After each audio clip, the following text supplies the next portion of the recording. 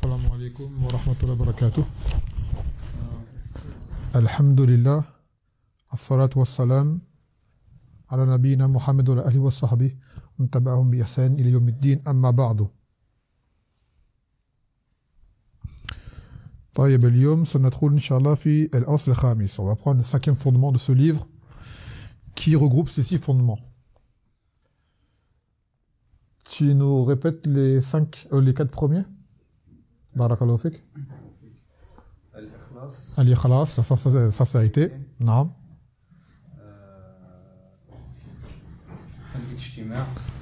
Al-Ijtima' ala ad-din, l'union en religion. Naam.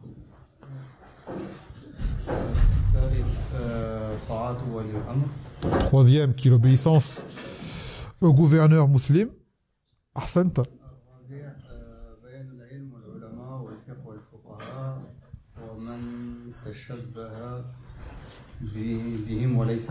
Naam.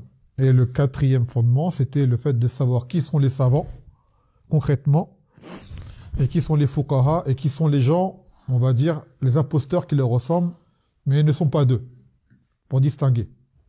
Car c'est important de reconnaître qui sont les savants de la Ummah, pour ne pas se faire induire en erreur, d'accord, et finir par s'égarer. Il y a des gens, ils sont, comment dirais-je, ils sont investis dans l'adoration, on les appelle des dévots, mais n'ont pas de science. Tu vas les voir faire beaucoup de salat, beaucoup de siyam, d'accord, faire de grands actes de louables en religion, mais concrètement, point de vue science et savoir religieux, ils en sont exempts, ils en ont pas. Et cette ignorance peut être fatale pour lui-même et pour autrui. Et vous connaissez tous ce hadith, je pense, de cet homme qui avait tué 99 personnes et qui voulait faire une tauba et qui a demandé qui est l'homme le plus savant afin de pouvoir savoir comment se repentir de ces meurtres commis. Et de là, les gens lui ont indiqué un homme. Parce que les gens pensaient que cet homme-là était un savant, justement par son apparent de dévotion et d'adoration, d'ascétisme et ce qui s'ensuit. Donc il l'a interrogé en lui disant qu'il a tué 99 personnes. Est-ce qu'il peut s'en repentir? L'autre lui a dit non. Quelle en fut la finalité? Il s'est mis en colère et il tua cet homme-là. Ça veut dire que cet homme qui a fait cette fatwa fausse, son ignorance lui a coûté sa vie. En émettant une fausse fatwa, il s'est fait tuer à cause de cela. Et par la suite, cet assassin n'a pas désespéré. Il a continué à persévérer, à demander pour pouvoir se repentir et savoir est-ce qu'il est un homme savant. Et cette fois-ci, un vrai savant lui a été indiqué. Et de là, il a pu trouver la solution pour pouvoir se repentir, bien qu'il soit mort avant d'arriver à destination. Mais de là, le hadith indique que son repentir a été accepté. Donc, il a demandé à qui? À un vrai savant. Le premier était un homme sûrement sincère dans sa dévotion, mais qui n'avait pas de savoir. Résultat, il s'est fait tuer. Et l'autre, il a rajouté un meurtre à ses 99 meurtres. Ça a fini avec une centaine. Donc, vous voyez ce que l'ignorance peut causer comme dégâts lorsque les gens parlent alors qu'ils ne savent pas. Et que celui qui ne sait pas une chose, il dit « Allahu a'lam ».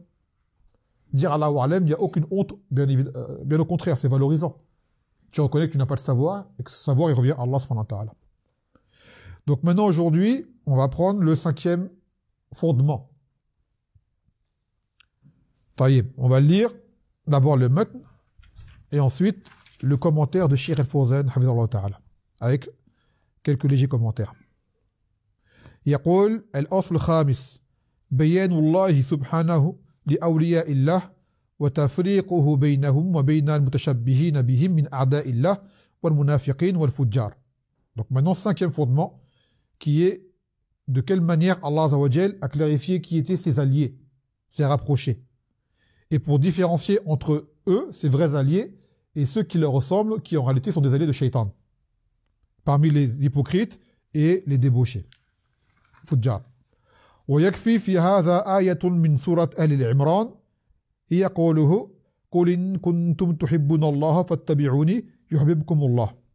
Et il dit, pour justement comprendre ce fondement, il y a un verset qui est à lui-même peut-être suffisant, dans le sens où Allah dit, c'est-à-dire à Mohammed, si vous aimez Allah, alors suivez-moi et Allah vous aimera. Surat al-Ma'ida. Ali Imran, afwan. وآية في المائدة ويقوله تعالى يا أيها الذين آمنوا من يرتد منكم عن دينه فسوف يأتي الله بقوم يحبهم ويحبونه أذلة على المؤمنين عزة على الكافرين يجاهدون في سبيل الله ولا يخافون لومة لائم. Dans Surat al-Maïda, la table servie, dans le sens où Allah dit: ô vous qui avez cru, si celui d'entre vous qui apostasie ou qui s'en retourne en arrière dans sa religion, Allah viendra avec un peuple qui, eux, aiment Allah et que Allah aime. C'est-à-dire ces gens-là, ce peuple. Ils seront humbles et modestes envers les croyants et durs, d'accord, durs et puissants face aux kuffars.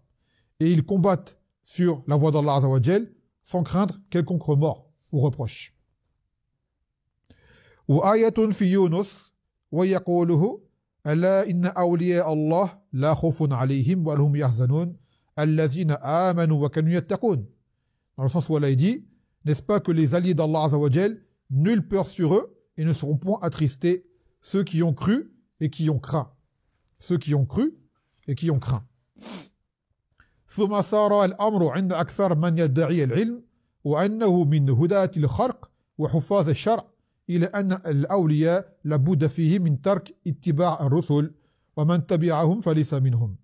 Ensuite, au fil des temps, chez la plupart des gens, parmi ceux qui prétendent avoir du savoir, du ilm, ils considèrent que les vrais guides et ceux qui protègent les hommes et la législation, ceux qui sont les vrais awliya, les gens prétendent que ce sont ceux qui ont délaissé le suivi des prophètes. Et qu'ils considèrent que celui qui suit le prophète n'est pas parmi les awliya, parmi les rapprochés d'Allah Azza wa Jal. Non. Donc voilà ce fondement, ce cinquième qui est de savoir. Il ressemble un peu au précédent. Le précédent, c'est de savoir qui étaient les savants. Concrètement, les différences entre les savants et ceux qui leur ressemblent, mais qui ne font pas partie d'eux. Et aujourd'hui, on prend qui sont les awliya d'Allah Azza wa Jal, c'est rapprocher et différencier entre eux et ceux qui ne font pas partie d'eux. Sachez une chose, que tout savant, Rabbani, Sunni, chaque vrai savant qui enseigne la révélation divine et qui est sur la Sunna, qui est sincère, c'est un wali, d'office. D'accord? Les savants, car ce sont les gens qu'Allah Azza wa Jal a fait les éloges dans son livre, chaque savant de la Sunna qui enseigne la révélation divine et qui est sincère, c'est un wali d'office. C'est un allié d'Allah Azza wa Jal. Mais ce n'est pas tout allié qui est forcément un savant. Tu peux avoir des alliés d'Allah Azza wa Jal, ce sont des gens, tu les verras comme étant des gens quelconques. Comme l'auteur va le citer, tu ne verras sur eux rien de particulier. D'accord? Ils sont discrets dans leur coin, et pourtant Allah les aime. Pour ce qu'ils ont dans leur cœur, et pour, même s'ils agissent peu, mais le peu qu'ils font, ils le font bien, et ils le font avec sincérité. Et il y a des gens, on les voit, on s'imagine être les alliés d'Allah Azza wa Jal pour des choses qui nous paraissent comme étant extraordinaires ou des choses qui font à nos yeux qui nous paraissent comme étant incroyables et qui en réalité ne le sont pas et juste ils usent de stratagèmes, ils emploient les shayatines ou autres, ils font de la magie, de la sorcellerie, ce qui s'ensuit pour pouvoir se faire passer pour qui ils ne sont pas. Et les gens se font avoir, malheureusement. يقول نعم هذا أصل عظيم وهو التفريق بين أولياء الله وأولياء الشيطان لأن أهل الباطل صاروا يسمون أولياء الشيطان أولياء الله. Donc ça c'est un fondement qui est incroyable, qui est grandiose, qui est de différencier entre les alliés d'Allah Azza wa Jal et les alliés de Shaitan. Car les gens du faux se sont mis à nommer les alliés de Shaitan comme étant les alliés d'Allah Azza wa Jal. Ils leur donnaient un nom qu'ils ne méritent pas. حتى أن هذا الأمر التبس على الناس, à tel point que cette chose a porté confusion chez les gens. Les gens, en fait, ils n'arrivent plus à distinguer. Regardez comme l'exemple du hadith qu'on a dit tout à l'heure, de cet homme qui était pris pour un savant, qui ne l'était pas. Les gens ont dit, va voir un tel. Tous, on dit, va voir un tel, c'est un savant. Ça n'était pas un. Donc les gens, souvent, de façon générale, la masse aura un premier abord qui souvent sera incorrect, car ils ne savent pas. ولذلك صنف الشيخ الإسلام ابن تيمية رحمه الله تعالى كتابا نافعا مفيدا سماه الفرقان بين أولياء الرحمن وأولياء الشيطان. C'est pour cela que Cheikh al-Islam ibn Taymiyyah, que vous connaissez tous, qui était lui c'est un allié, Biznillah Ta'ala, c'est la croyance qu'on a, On peut l'affirmer quand on ne connaît pas l'invisible, mais il avait tous les signes pour dire que c'est un aide d'Allah Azza wa Jal. Son parcours et comment son nom est cité aujourd'hui, la référence qu'il est devenu. Donc il a écrit un livre justement qui aborde ce sujet dans lequel il fait la différence qu'il y a entre les approchés d'Allah Azza wa Jal et ceux de shaitan. Il cite des faits. Et Allah Azza wa Jal, il dit Ala inna awliya Allah la khawfun alayhim wa lahum yahzanun. N'est-ce pas que les alliés d'Allah, il n'y a nulle peur sur eux et ne seront point attristés. Thumma bayyanahum biqawlihi allazina amanu wa kanu yattaqun. Et ensuite Allah Azza wa Jal les a décrit qui sont ces gens-là. Ce sont ceux qui ont cru et qui ont craint. Deux caractéristiques, la foi et la crainte, la taqwa. يقول هؤلاء هم أولياء الله جمعوا بين الإيمان وبين التقوى بين العلم النافع والعمل الصالح هؤلاء هم أولياء الله. Donc ces gens-là, qui sont les aidés d'Allah Azza wa Jal, ils ont réuni entre la foi, donc l'allié d'Allah c'est forcément un croyant. Chez les kuffars, il n'y a pas d'allié d'Allah Azza wa Jal. Ça, faut bien se mettre en tête. Chez les kuffars, il n'y a pas de wali. Jamais.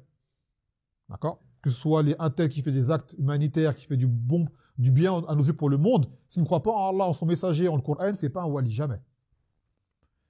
Et deuxième caractéristique, la taqwa. Et la taqwa, c'est, on l'a souvent répété, c'est que tu mettes entre toi et la colère d'Allah Azza wa Jal une protection. Donc tu crains sa colère. Donc cela va t'emmener à bien agir. Te rappeler que si jamais tu ne vois pas Allah, que lui te voit. Donc le muttaqi, le craintif, celui qui agit en craignant le châtiment d'Allah Azza wa Jal, tout en ayant également de l'amour dans ce qu'il fait, bien évidemment. Donc ces gens-là, ils ont la foi, ils ont la taqwa, ils ont le savoir profitable et ils ont les œuvres. Ils agissent. Ceux-là sont les alliés d'Allah Azza wa Jal. يقول ليس أولياء الله من خرج على شرع الله وغير دين الله ودعا إلى عبادة القبور والأضرحة هذا ولي الشيطان. Donc il a dit par contre, il y a des gens, ceux qui sont sortis de la législation et qui ont changé la religion et qui ont appelé à l'adoration des tombeaux, par exemple, ou des mausolées ou autres, ceux-là sont les alliés de Shaitan. ليس الولي والساحر والكاهن والخلافي الذي يظهر للناس مخالق سحرية ويقول هذه كرامات وهي في الحقيقة مخالق شيطانية. Donc le wali, ce n'est pas le sorcier, ce n'est pas le voyant, ce n'est pas le médium, ce n'est pas le marabout, ce n'est pas le magicien, d'accord? Ce n'est pas celui qui invente des mythes et qui fait apparaître aux gens ce que les gens prennent pour étant des prodiges et des miracles. D'accord? Et lui dit c'est un miracle. En réalité, cela est un acte qui est satanique, c'est-à-dire qu'il s'est servi des djinns pour faire des choses qui paraissent comme étant miraculeuses. Par exemple, tu le vois marcher sur l'eau.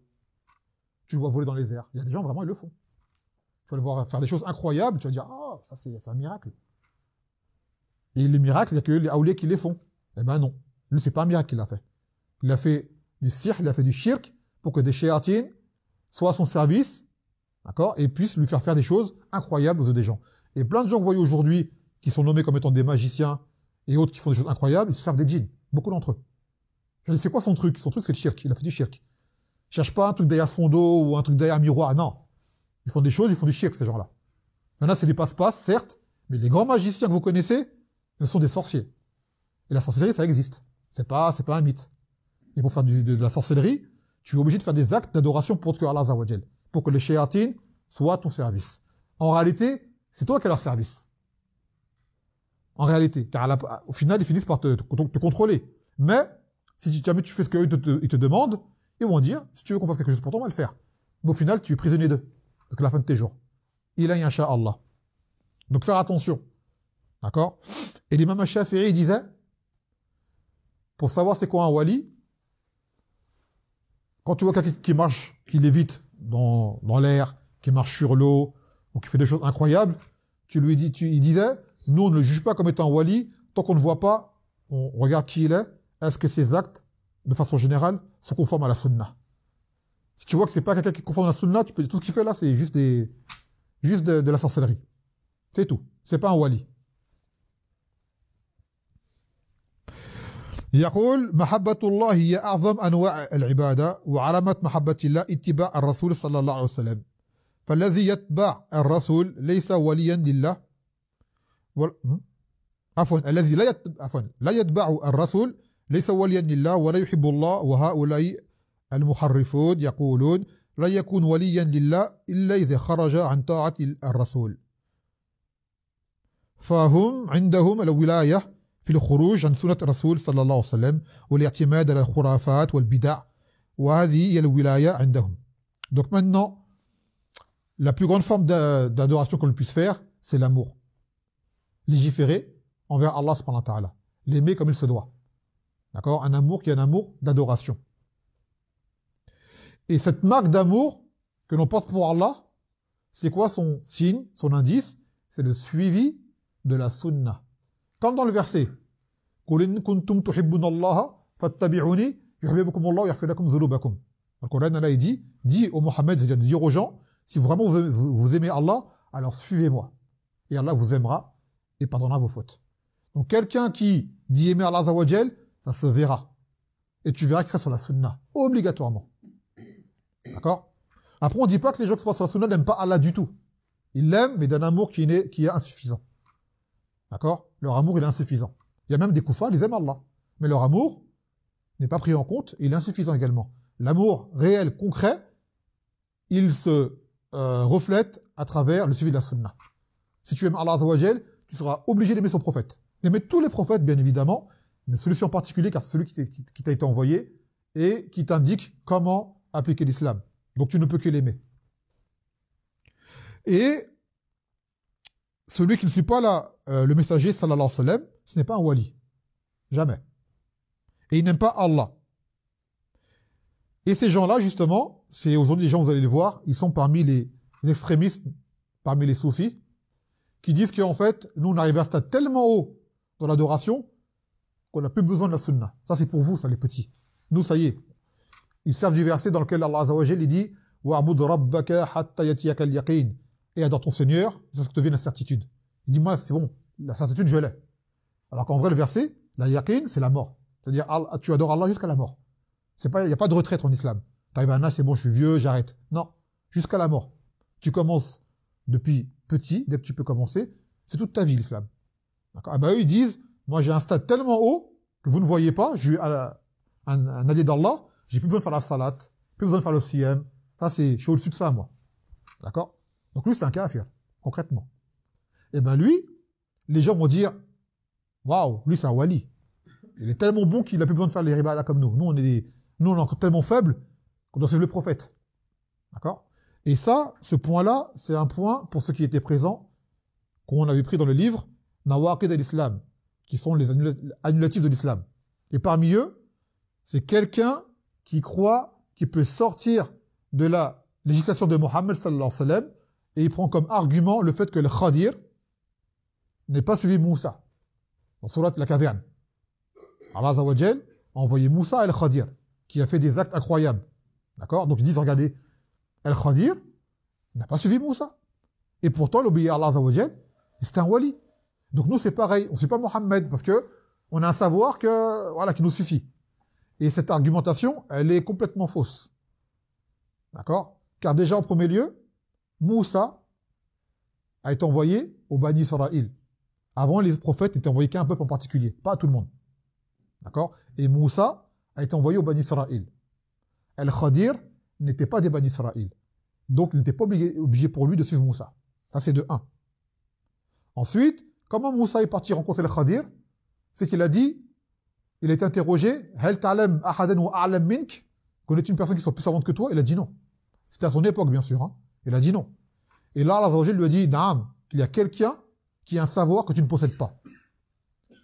Et là, Moussa a dit, c'est qui? Je veux le rencontrer et je vais apprendre de lui.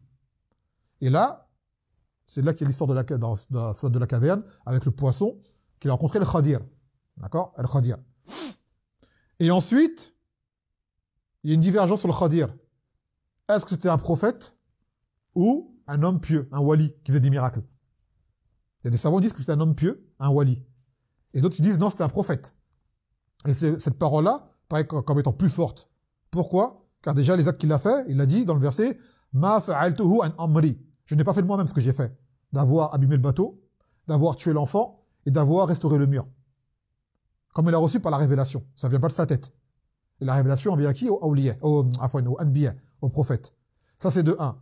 De deux, est-il concevable qu'une personne comme Moussa alayhi salam, qui était parmi Ulul Azm, parmi les 5 prophètes les plus dotés de détermination, il va apprendre la science chez un homme qui est en dessous de lui? Vous arrivez à concevoir cela? Qu'un prophète messager va apprendre une science religieuse d'un homme qui est moindre que lui? C'est pas possible. Les prophètes, ceux qui ont le savoir de base, d'accord, sont les meilleurs des hommes.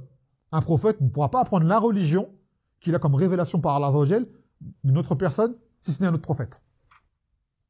Donc la réponse à cette ambiguïté, c'est que Al-Khadir n'a pas suivi Moussa parce que, un, Moussa n'a pas été envoyé vers lui, et deux, parce que Al-Khadir était lui-même un prophète, selon la vie authentique. Vous voyez? Donc les gens qui prennent cette histoire-là pour dire, moi, je suis pas Mohammed, j'ai pas besoin, ils ont fait du kufr. Et ça, c'est la réponse à leur ambiguïté. Et ça, vous allez trouver chez les extrémistes parmi les soufis. Il y en a qui sont à ce stade-là. Ils font des actes immondes. Ils vont même, demain, tu vas te marier avec une femme, il dit, la femme, elle passe chez moi en premier pour que je mette la baraka. C'est lui qui a un rapport avec elle en premier, avec cette femme-là. Et les gens, ils y croient. Ils disent, ouais, t'es marié, il faut que ta femme aille d'abord avoir un rapport avec le cheikh intel pour qu'il y ait une baraka pour que tu aies des enfants. Vous voyez le niveau que c'est. Ou ils font des choses avec des enfants, ils font des actes abominables. Ces gens-là, ce sont des monstres. Et les gens croient que ce sont des awliya. Et quand ces gens-là, ils meurent, les gens les adorent. Donc sur leur tombe, se frotter, les invoquer, et j'en passe. Donc ces gens-là ne sont pas des awliya, jamais de la vie. D'accord? Et il y a des ulama, ils ont écrit plein de livres où ils citent des faits que ces gens-là, ils ont fait. Des choses vraiment graves.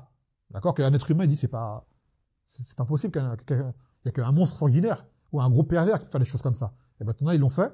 Ils ont fait passer ça comme étant un degré supérieur en religion. Et des gens les ont cru. Et kazalik, quand on dit que tu aimes Allah Azza wa Jal, si jamais vous aimez Allah, alors suivez-moi, Allah vous aimera. Donc le plus important, ce n'est pas tant que tu aimes Allah Azza wa Jal, car tout le monde va dire j'aime Allah. Mais ce qui incombe, c'est que Allah il t'aime. Et Allah ne t'aimera que si tu suis Mohammed sallallahu alayhi wa sallam. Tu suis pas Mohammed, il va pas t'aimer Allah. Le verset il est clair. In kuntum tuhibbuna Allah fattabi'uni yuhibbukum Allah. Si jamais vous aimez Allah, suivez-moi, c'est un ordre. C'est-à-dire moi Mohammed, Allah vous aimera. Ce sera là le résultat et la rétribution de votre suivi de la sunna, c'est que Allah vous aimera. Et ensuite, l'amour diffère. Les gens, plus ils en font, et plus ils sont craintifs, et plus ils sont sincères, bien sûr, plus Allah les aime. Tout le monde n'est pas pareil. D'accord? Même les awliya, t'en as, ils sont plus hauts que d'autres. Mais il reste des awliya. Malgré tout.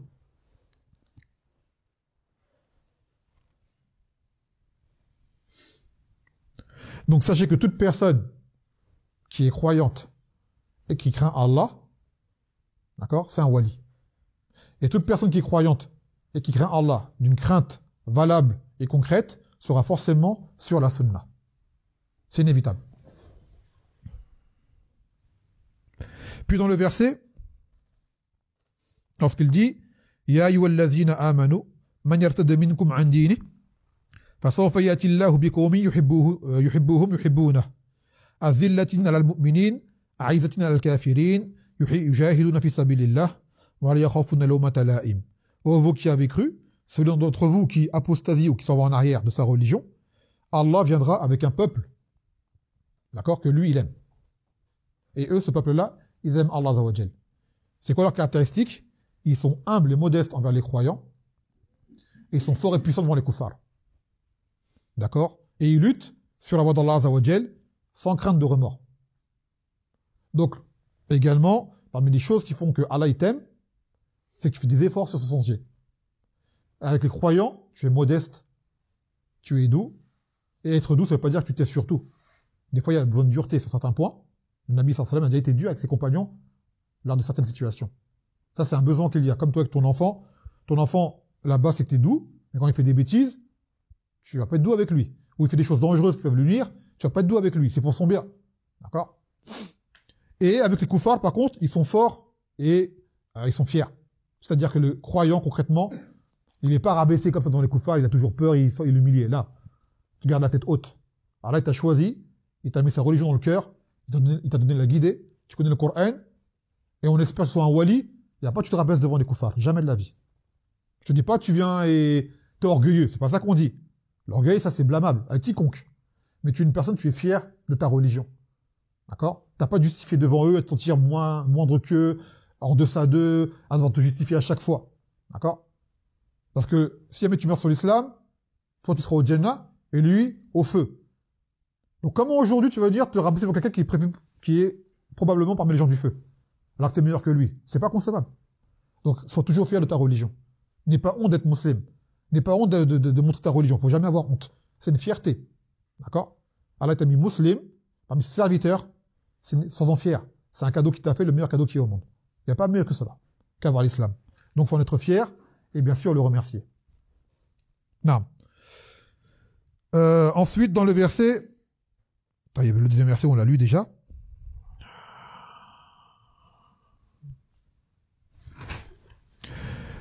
يقول إذا خرج عن الشرع يقال عندهم هذا عارف وصل إلى الله ليس بحاجة إلى اتباع الرسول يأخذ عن الله مباشرة. Donc les gens, pour revenir à ce point de ces gens-là qui prétendent ne plus avoir besoin de suivre la religion, de suivre Mohammed sallallahu alayhi wa sallam, les gens disent d'eux, c'est qu'ils les prennent pour des awliya, pour des alliés, ils disent cet homme-là est sorti de la législation, c'est un arif. Arif en arabe, c'est un connaisseur, un expert, on dirait comme ça. Il réussi à atteindre Allah Azza wa Jal sans besoin de suivre Mohammed sallallahu alayhi wa sallam. Qu'il prend d'Allah directement, en fait. Pour lui, la sunna, c'est un intermédiaire. Il dit, j'en ai pas besoin, moi je prends directement. Et ça, c'est un pur mensonge. Il est impossible d'appliquer l'islam sans suivre la sunna.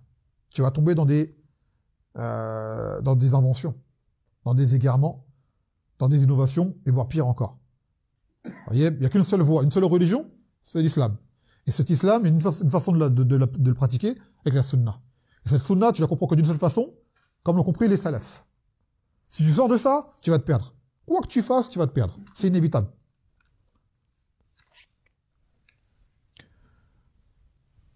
Donc ces gens-là ne sont pas des alliés.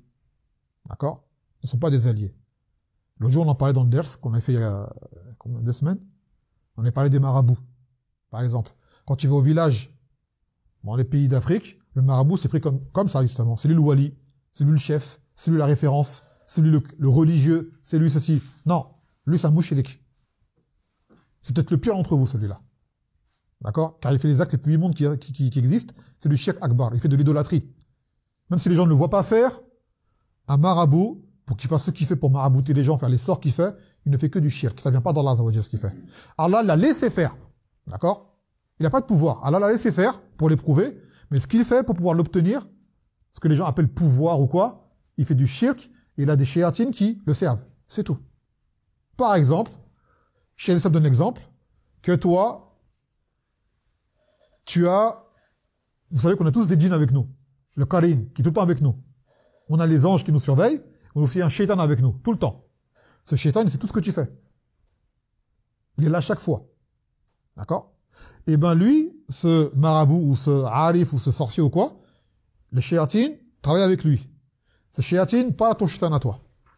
Par exemple, un exemple, hein, t'as perdu ton portable. Il y a 2 jours. Et tu vas voir justement un médium pour le retrouver. Là, ils font ça. On appelle ça un arraf. Alors, un arraf, c'est pour celui qui veut savoir les choses perdues. Et le kahin, c'est celui qui veut savoir l'avenir. Les voyants, ce genre de choses. Il va voir son shaitan, le marabout, c'est un shaitan de toute façon, le marabout, et il lui dit, j'ai perdu telle chose, je ne sais pas où. Le marabout lui dit, va à tel et tel endroit, tu vas trouver ton téléphone. Il y va, et il le trouve. Qu'est-ce qu'il a pensé, lui? Il va dire, c'est incroyable. Comment il sait ça, lui? Tu vois? Donc, lui, il aura pour croyance que cet homme connaît l'invisible. Et avoir pour croyance que quiconque connaît l'invisible, ça c'est du kufr akbar. Il a dit, le Nabi sallallahu alayhi wa sallam, man ataka hidan wa saddaqahu bima yaqul, faqad kafara biman nuzila ala Muhammad. Celui qui va voir un voyant, ou quiconque, et qui croit ce qu'il dit, qu'il interroge, il croit ce qu'il dit, il a mécru ce qui est descendu sur Mohammed. Dans le Coran, il dit qu'il y a que lui qui connaît l'invisible. Nul ne connaît l'invisible. Si quelqu'un te prétend connaître l'invisible, c'est un tarout, c'est un menteur. D'accord? Et ce qu'il connaît, c'est qu'Allah a laissé le connaître pour éprouver les gens. Ou pareil, y en a, ils font souvent ça, peu chez les koufars, là, chez les musulmans, il n'y a pas trop ça. Ils vont voir comment ils appellent ceux qui font la table, là, le spiritisme. Vous connaissez le spiritisme? Genre, ils parlent avec les morts, soi-disant. Alors, ils parlent avec les chératines, c'est tout. Les morts, tu parles pas avec les morts. Qu'est-ce qu'ils font?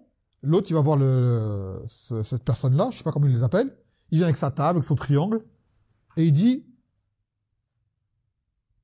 il y a ton grand-père, il veut parler avec toi. Tu dis, ah ouais. Ton grand-père, il dit, comment tu sais que c'est mon grand-père? Qu'est-ce que t'en sais? Il dit, à telle date, à tel endroit, tu étais avec lui, t'as pêché une truite. Tu dis, ah ouais, comment il sait ça, lui? Tu vois? Comment il le sait? Son shaitan à lui a parlé au shaitan du marabout du voyant. Il l'a informé.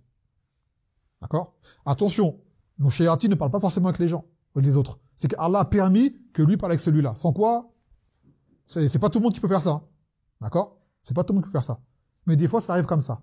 Donc, eux, ils ont des shayatines qui travaillent pour eux, et ils ont des informations par d'autres shayatines ailleurs. Tout simplement. Donc ça, c'est un exemple. D'accord? Ou certains, ils arrivent carrément justement à dire, ta femme t'a trompé. Comment tu sais? Il va dire, moi je le sais. Avec telle personne à tel endroit à telle heure. D'accord? Comment il l'a su? Son shaitan a parlé au shaitan de la femme de l'autre. Le cocu là. Et il a tout dit. Et après l'autre, il va dire, mais il connaît. Donc de là, ils pensent qu'ils ont des pouvoirs ou quoi. Ils disent, c'est Allah qui a donné ce pouvoir-là. Donc c'est un wali pour eux. Eh ben non. Cet homme-là, c'est un shaitan qui travaille avec d'autres shayatines. Et pour faire cela, il fait du shirk. Cheikh el-Islam donne l'exemple des prêtres qui des fois font ruqya à leur façon. Exorcisme. Vous voyez, même, c'est-à-dire l'être possédé, c'est chez tout le monde. D'accord? Sauf que chez nous, ça paraît plus que nous, comme il y a la foi, d'accord? Le djinn, il fait tout pour te faire apostasier, pour que tu deviennes fou. Le kafir, il a pas grand-chose à faire. Le kafir, il est déjà fichu. Donc il n'y a pas trop de travail à faire sur lui. Donc des fois, tu as des gens, ils viennent. J'ai même vu, là, c'est des spectacles, comme ils viennent. Ce sont des stars, des révérends aux États-Unis. Tu les vois, ils arrivent, limousine, lunettes de soleil, un père en cuir. Quand les gens, ils viennent, ils sont en transe, commencent à trembler, à tomber dans les pommes. Tu vois? Les gens, ils font un geste, hop, il t'a guéri. Soit 10 ans après lui. Tu vois? Et il prend je sais pas combien d'argent. Après, il repart. Et ils seraient jaloux, les rokas chez nous, de ce type-là. Et pour de vrai, qu'est-ce qui se passe, en fait? À l'époque, c'est une technique qui était ancienne. Le prêtre, il vient, il va voir le type, il lui dit, au nom du Père, du Fils et du Saint-Esprit, au nom de Jésus, je te guéris. Il dit, sors au Belzébuth, sors je ne sais qui, dans tous les noms. Lucifer, voilà. Hop, il sort. L'autre dit, je me sens mieux, je suis guéri. Tu vois? Et pour de vrai, il peut être guéri. Les gens vont dire, comment ça se fait, ça? Comment ça se fait, ça? Que l'autre, quand il a dit au nom de Lucifer, au nom de Jésus, ou je sais quoi, je te guéris, l'autre, il a cru. Donc il a cru en quoi? En quoi il a cru? Au coufre. Que Jésus, c'est vraiment ou Dieu ou le Fils de Dieu. Donc il dit, quoi, le shaitan, c'est bon, je t'ai eu, je peux sortir. T'as mécru. Il s'en va. Donc en fait, il est guéri, mais en fait, il a la pire des maladies, il est encore plus mécrant qu'il était avant. Il a peut-être plus de djinn en lui, mais il a une croyance qui est pire encore. Vous voyez? Donc le shaitan, il joue avec toi. C'est quoi son but? C'est de te perturber. D'accord? Donc ces gens-là, ils ont aucun pouvoir. Rien du tout. Il n'y a pas de pouvoir. Allah permet des miracles à ses alliés, et ces miracles, souvent, ils sont très discrets, tu les vois même pas. Tu les vois même pas. Des gens, ils font des choses incroyables, tu les as jamais vus, jamais vont te le raconter. Mais ceux qui font des spectacles devant tout le monde, déjà, t'as fait un charlatan assuré. Et qui plus est, s'il se fait de l'argent avec. Tu vois? Il fait une tournée dans le monde avec son spectacle. Ah, toi, t'es un diable. Tu vois? T'es vraiment un diable. Donc, dans la Ummah, on a des gens à moindre échelle, bon, ce ne sont peut-être pas des spectacles ni rien, mais ils ont le même procédé. Donc ces gens-là ne sont pas des awliya d'Allah Azza wa Jal. Et pareil, l'innovateur n'est pas un wali d'Allah, car il a changé la sunna. La religion, il la change. Donc il ne peut pas être un wali. Jamais. Même si les gens l'adulent, les gens le vénèrent ou quoi, ça n'en est pas un. D'accord? Il y a des gens, si vous leur dites ça, ils vous tuent.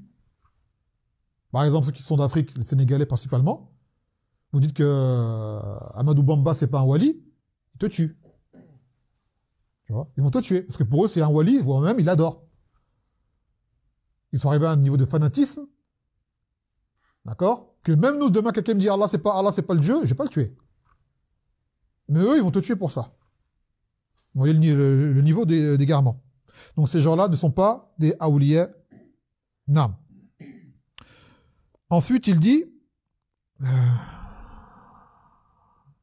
طيب, là, il y a un point important. Il dit, ليس لأولياء الله علامات يتميزون بها بل يكونون كسائر الناس ما يعرفون.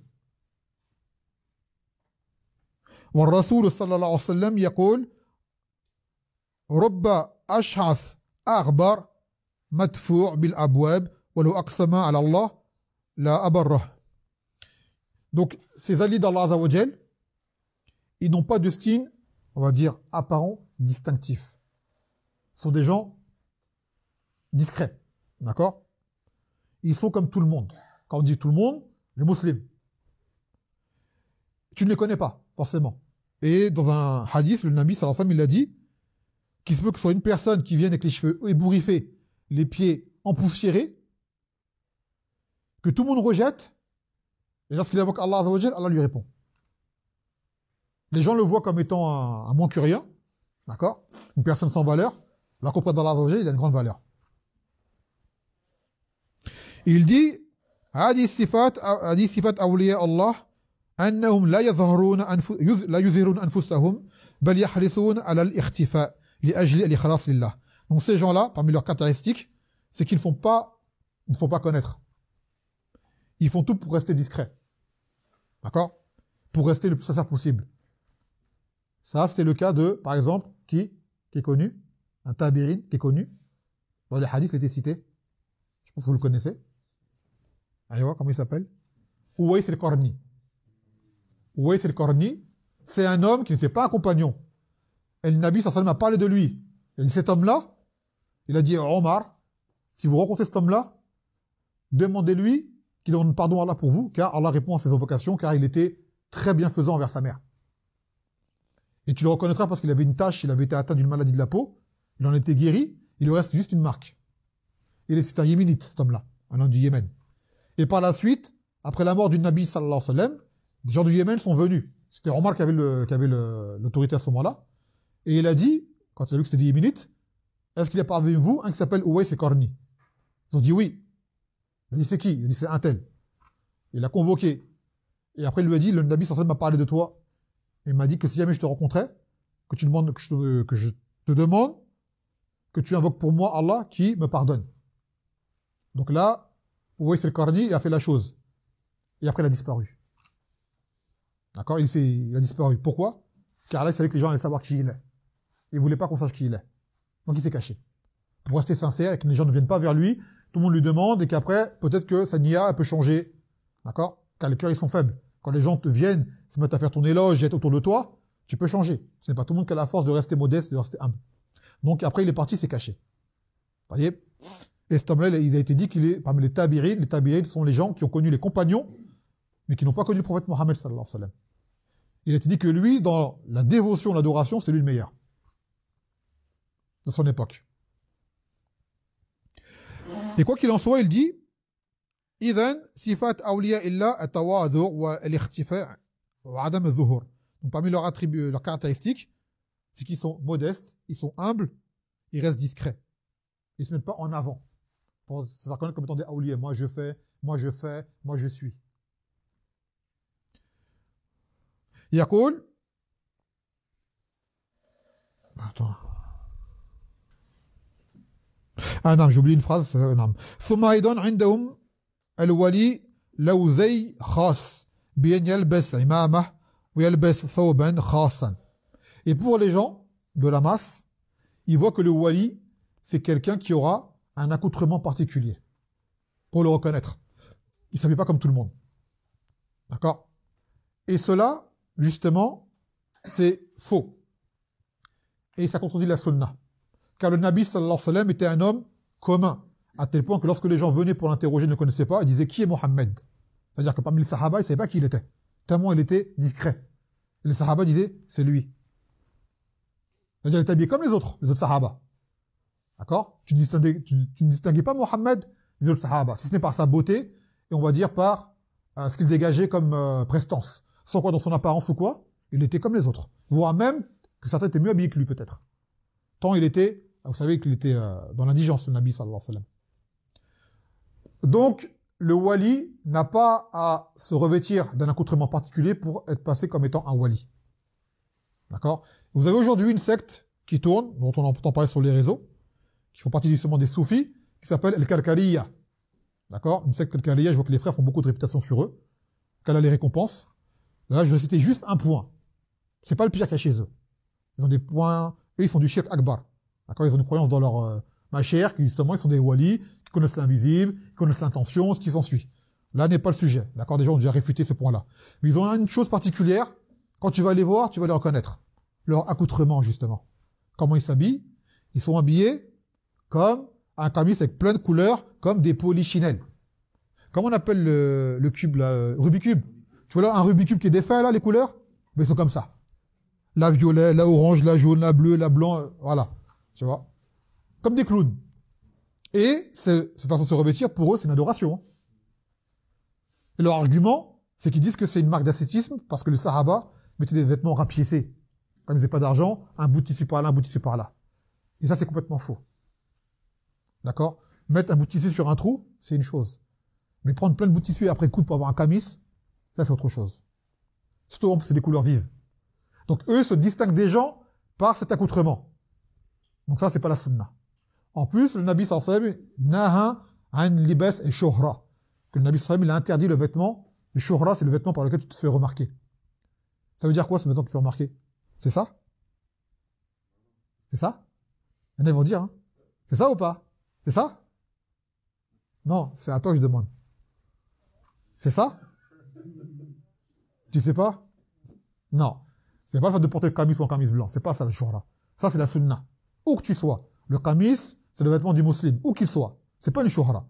Et le blanc, le Nabi sallallahu alayhi wa sallam, il a dit, ilbethu min siyabikum al-biyad. Wa ilbethu kafanu motakum fil biyad.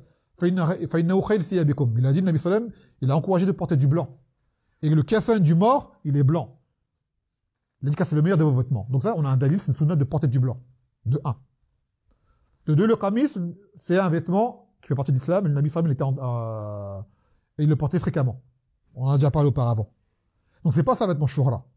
C'est porter un vêtement par lequel tu te fais remarquer des coutumes des gens qui sont légiférés.